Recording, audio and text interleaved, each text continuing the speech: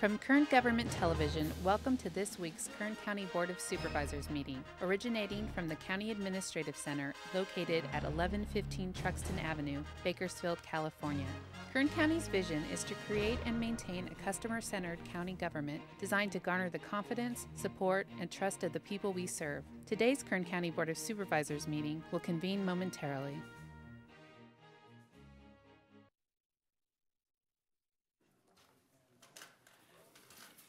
Good afternoon. Welcome to the PM session, 2 o'clock session of the Kern County Board of Supervisors. The board will reconvene. Madam Clerk, would you please call the roll? Supervisor Gleason? Yes. Supervisor Scribner? Here. Supervisor Maggard? Here. Supervisor Couch? Here.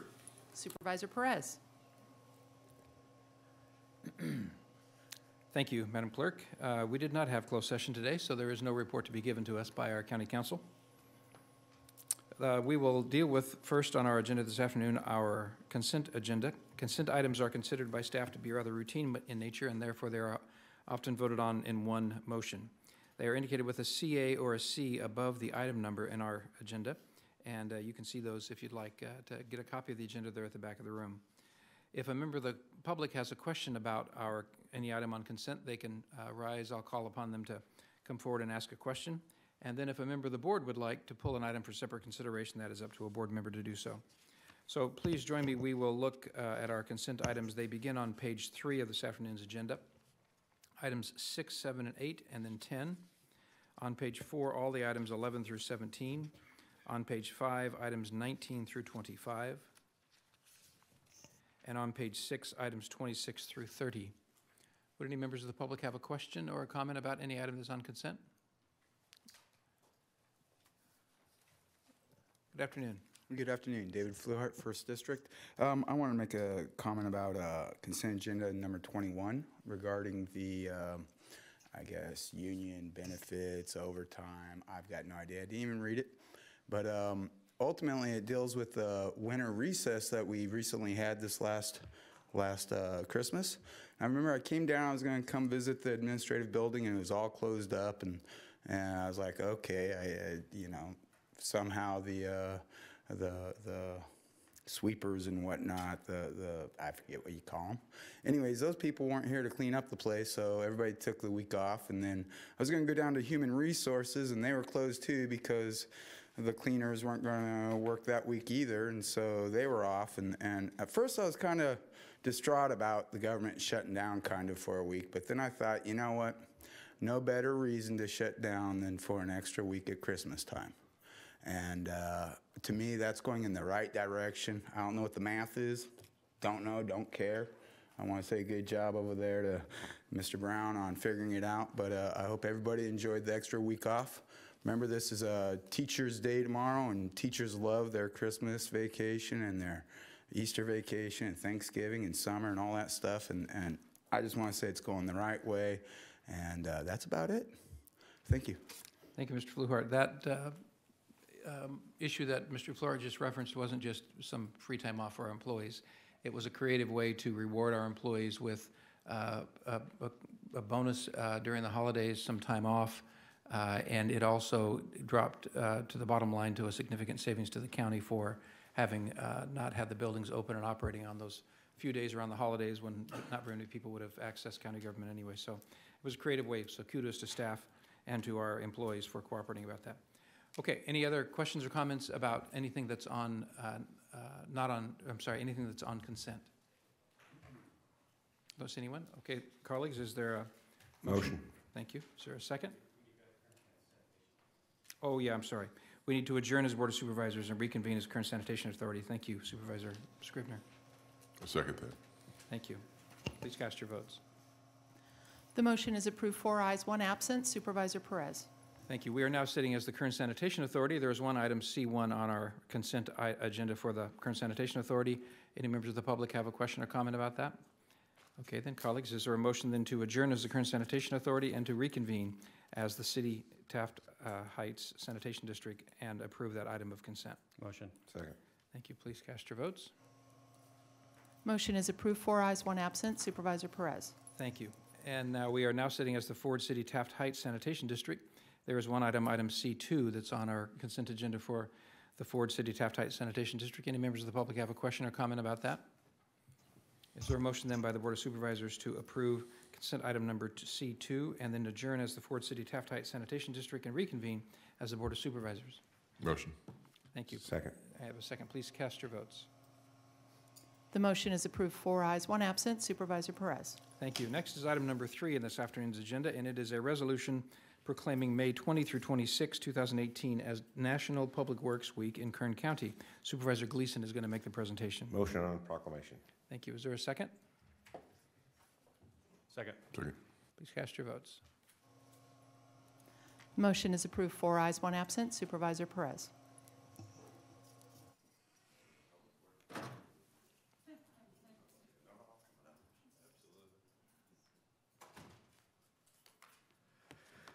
Thank you, Mr. Chairman.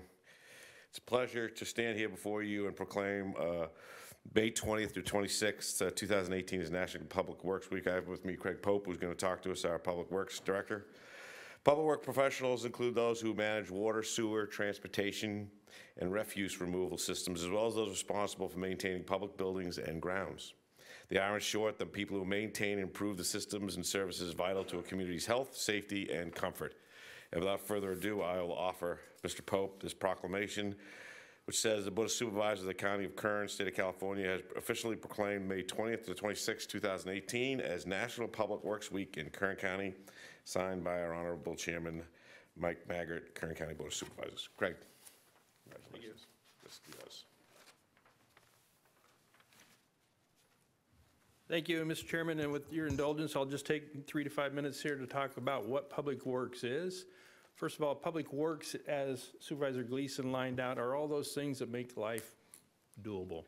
But here in Kern County, what we do is we are the solid waste survey, development, sewer, building inspection, roads, transit, code compliance. Other places throw in airports, parks, all kinds of different things. This is the stuff we do. In the solid waste section, we serve the population of Kern County with 7 landfills, 7 transfer stations. But what's interesting here is that we 975,000 tons of waste per year. That's about a ton per person. Just keeping in mind of what we process. Survey section, they act as our survey crews for all of our projects. Plus, they are the record of survey for all the things that go on out there that the public uses. They come in and file their legal descriptions for the subdivisions and records of survey for all the lines out there that are theoretical lines, but they are what control our world. And last year, the survey section approved 62 records of survey submitted by private surveyors, reviewed and approved 20 parcel maps. Development is a world out there that's building. It's the public that is building new structures, and these guys are the ones that take a look at their plans and make sure they fit into our world. They review the subdivisions, they do the permitting, also for the transportation and for any time somebody comes in a road encroachment.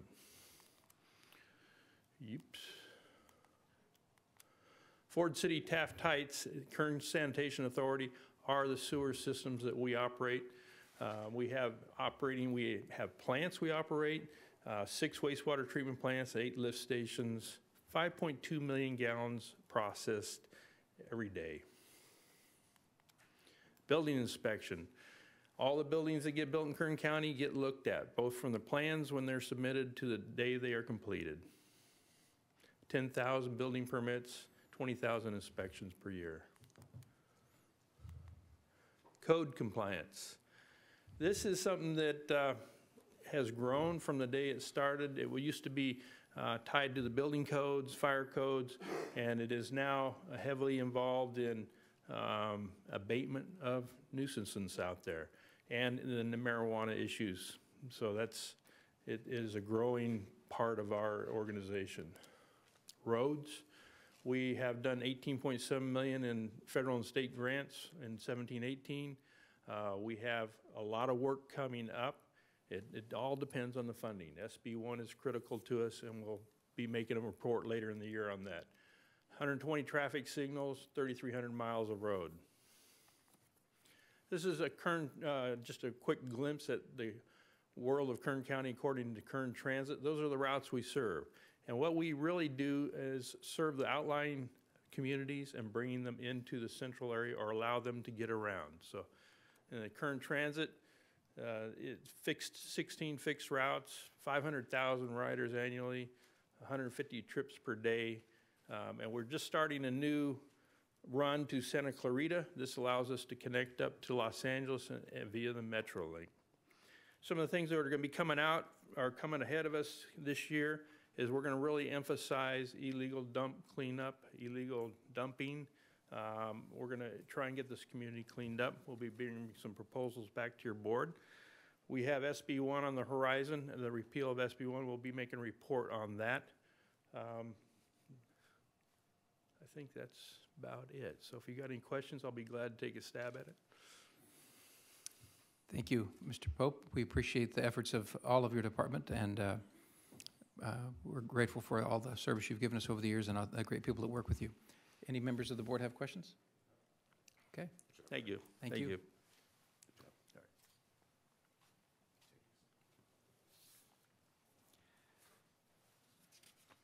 Next is our opportunity that we extend every time we meet to the public to make a presentation or comment to us about any item that is not otherwise on our agenda. So if you're here this afternoon and you'd like to say something to us that's not otherwise going to be discussed, we'll give you an opportunity here to come up. You get 2 minutes apiece to do that, so please come forward, sir.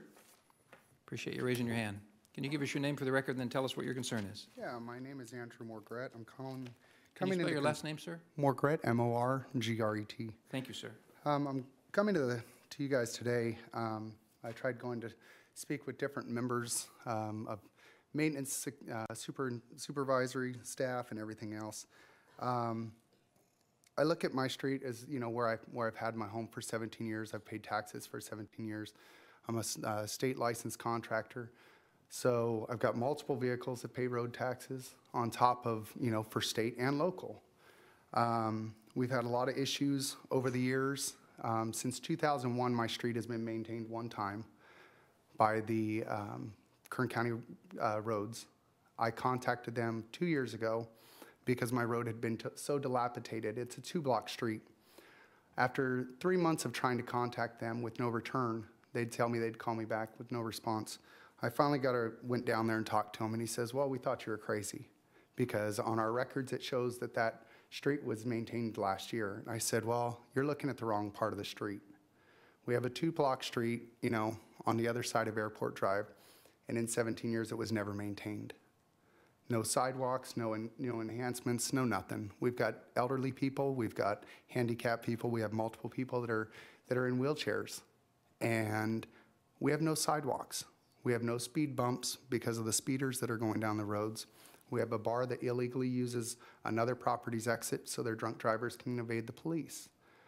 I've contacted code enforcement about this. I've contacted Sheriff's Department, everybody else, and it seems like the buck just keeps getting passed.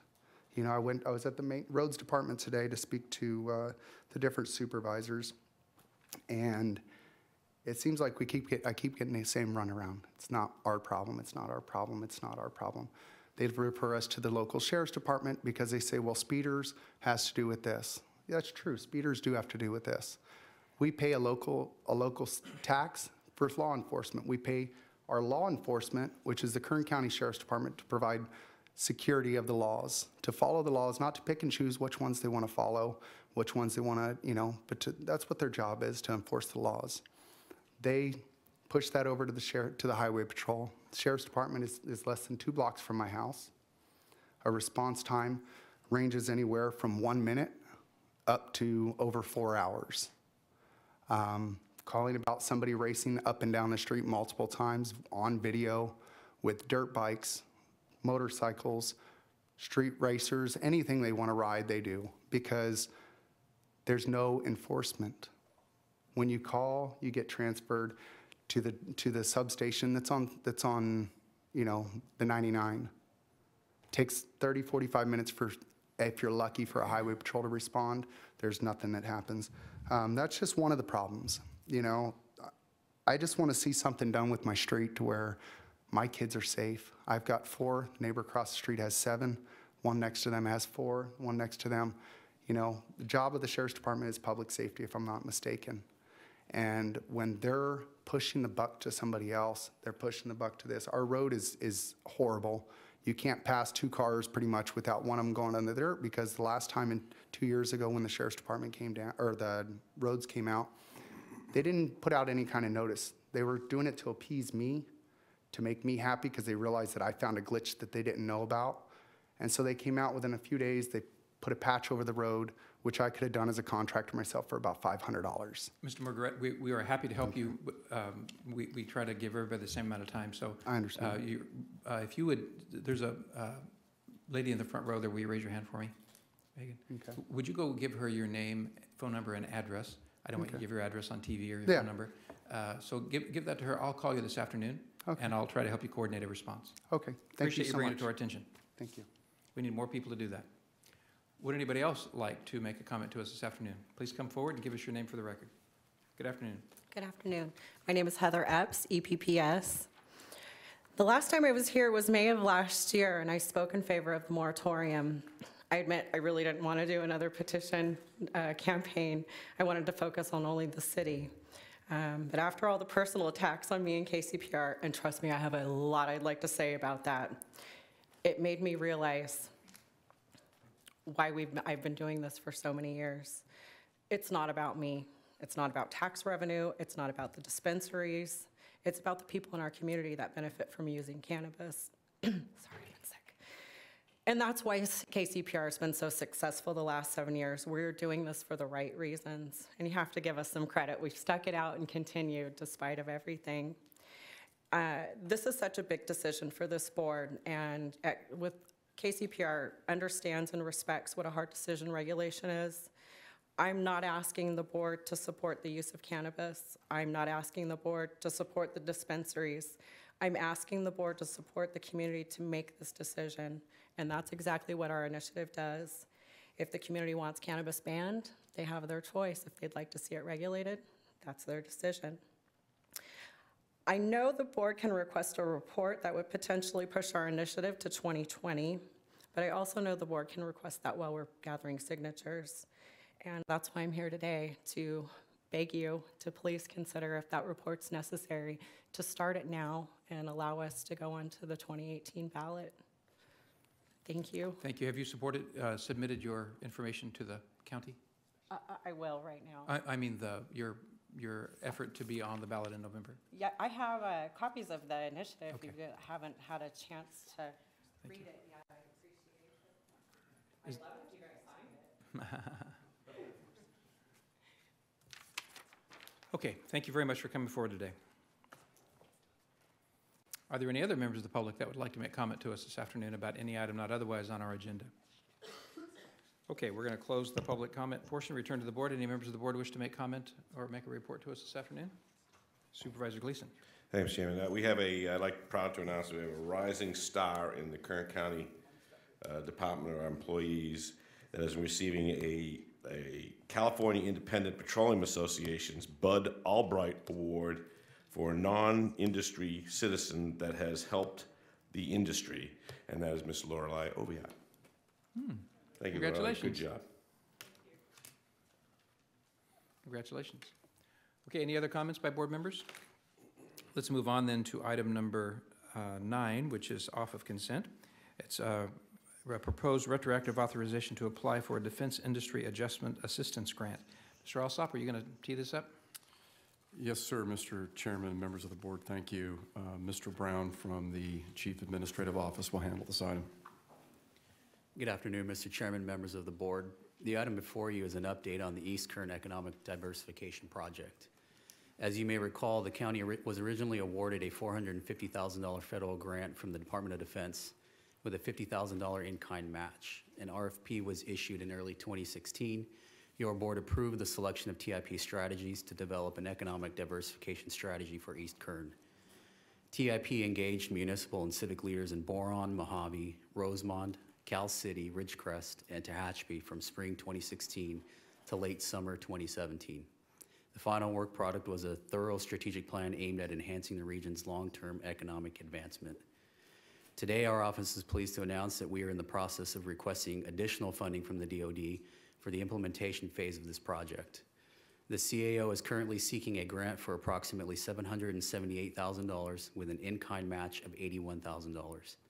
If we are awarded the funding, the county anticipates hiring 3 full-time contract employees who will dedicate 100% of their work hours to implementing the economic development strategies outlined by TIP over the next 2 years. Our grant proposal assigns 1 full-time contract employee to the Mojave-Rosemont area, 1 to the Boron-Cal City area, and 1 to Tehachapi and Ridgecrest. The grant proposal also includes the purchase of supplies and equipment to establish maker spaces at each Kern County Library branch located in the 6 East Kern communities. This aspect of the project has been a collaborative effort with Employers Training Resource and the Kern County Library System, and it's intended to help develop the workforce in East Kern by providing access to technology that helps local students, young adults, small business owners, and aspiring entrepreneurs to learn essential skills in coding and other science, technology, engineering, and mathematics or STEM-related activities.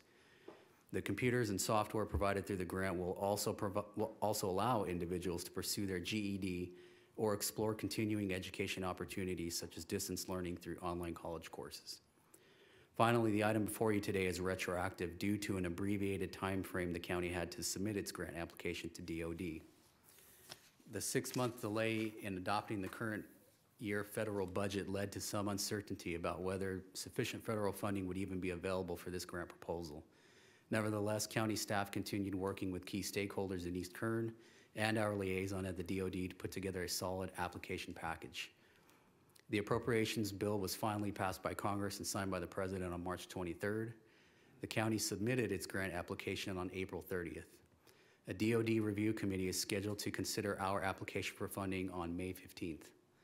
The recommended action, therefore, is for your board to provide retroactive approval to apply for the DOD grant and authorize the CAO to sign the necessary grant documents. This concludes staff's prepared comments. We're available for any questions your board may have.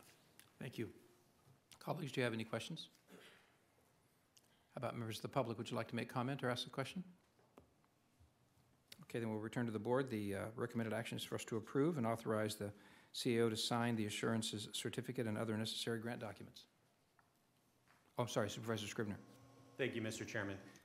There are no members from the public that are here to comment on this item, but that is not reflective of the interest that we did see from the public in our East Kern communities. We had a tremendous amount of participation from our cities, Tehachapi, Cal City, and Ridgecrest, and then the unincorporated areas of Tehachapi, Mojave, Rosamond, Boron. Folks out there are excited about this. We had a lot of great input. I think TIP did a good job for us in coordinating the various workshops, and I think the study that they put together was a very good one, extremely comprehensive. But the great thing about this is this isn't going to be some study that gathers dust once it's completed.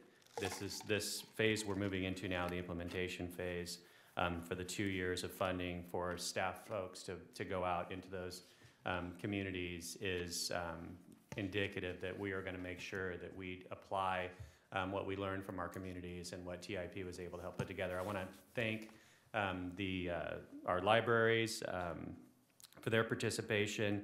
Of course, ETR and the entire team at the CAO's office for everything that you did to shepherd this. You all did a marvelous job, and I know Lorelei with our planning department was also engaged in this process, and I appreciate you as well.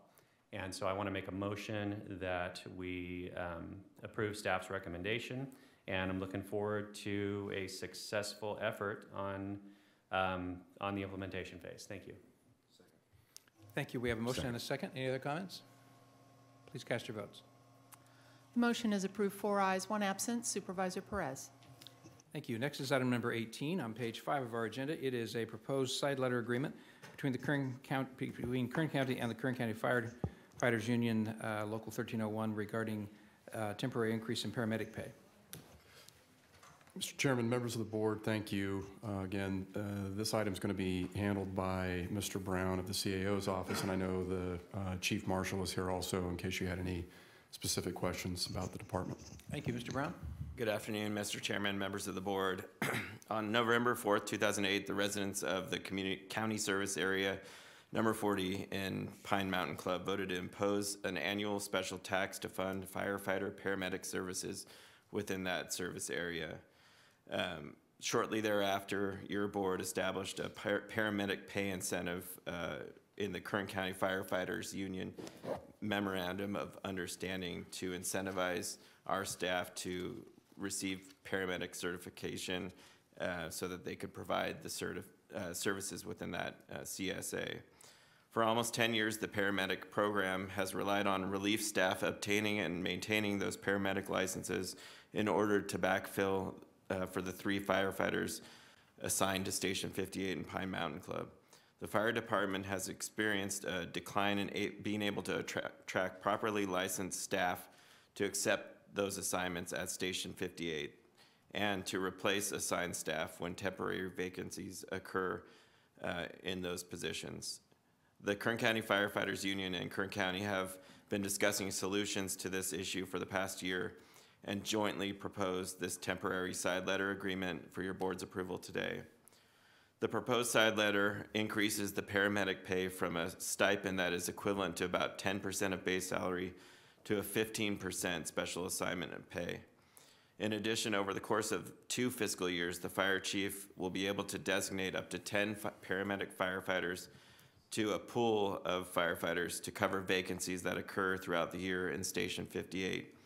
That pool of paramedic firefighters will receive an initial 5% special assignment pay through fiscal year 2018-2019 and a 10% special assignment pay for the following fiscal year. In developing this proposed side letter agreement, the fire department and your fire chief analyzed the ability of CSA number 40 to fund this enhanced program. Based upon their current status of the fund and the future revenues from assessments that fund will receive, it has been determined that these new incentives could be funded through fiscal year 2019-2020. The fire department is currently evaluating other non-fire fund revenue to continue this program past June 30th, 2020, or negotiate other cost reductions to the fire fund that will be able to maintain the increased special pay for paramedics on an ongoing basis. However, if additional revenue is not received or cost offsets are not made, these changes today proposed in this side letter agreement, as important as they are, will expire and the program will revert back to the existing program contained in the MOU. Therefore, it is recommended that your board approve this proposed side letter agreement with Kern County Firefighters Union through June 30th, 2020 and authorize the chairman to sign. Be happy to answer any questions you may have. Thank you. Colleagues, are there any questions from us before we hear from Chief? Would you like to make comment?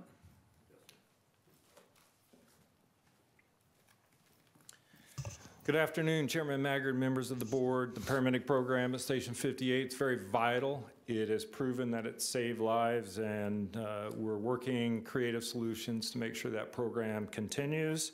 I'd like to thank the CAO's office, Human Resources, and the Firefighters Union, along with my staff, who's worked very diligently to come up with creative solutions. I think what we have here today will help this program succeed into the future. So that's my comments. Thank you. Any other comments from staff? Are there any members of the public that would like to make comment to us this afternoon? Okay, then let's return to the board.